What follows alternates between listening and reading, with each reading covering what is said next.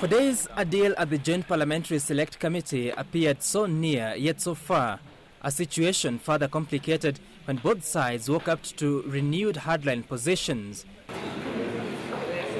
The two parties disagreeing on how to pick the new commissioners, with the Jubilee side of the committee preferring a 7-member selection panel of 5 religious groupings and 2 Parliamentary Service Commission representatives. The court team insisting to revert to the initial figure of 9 panelists, but to include more political representation. After a day-long standoff, the team settled on a 9-member panel comprising of 5 religious representatives and 4 nominees from the Parliamentary Service Commission. The religious group members will be drawn on each from the Kenya Conference of Catholic Bishops, NCCK, the Evangelical Association and the Hindu Council, while SUPKEM, the National Muslim Leaders Forum and the Council of Imams will be required to agree on one candidate. The panel will be tasked with the role of recruiting the new commissioners in readiness for the current team's exit in 3 months. The other major difference has been on how to clean up the voters' register. The committee has now agreed to use an audit firm with international repute to do the work under the supervision of members from the 2 coalitions.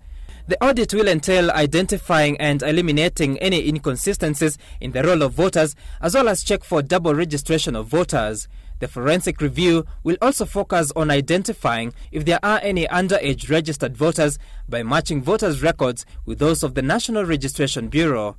The voters' roll will also be cleaned of any voters who have since died. The committee is now engaged in drafting the final report and a draft bill with details of electoral laws to be amended to accommodate the changes. The bill is expected to be tabled in Parliament on Tuesday next week.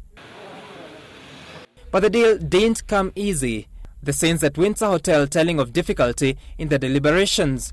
At one point, the Jubilee team gradually withdrew from the meeting venue, understandably to hold consultations with other stakeholders before returning to another session for formal talks. The whole time, CORD representatives holding talks in groupings in and out of the room, aware of the impending midnight deadline. The recommended changes will take effect as soon as 14 days after enactment into law. Sam Gituko for Citizen Weekend.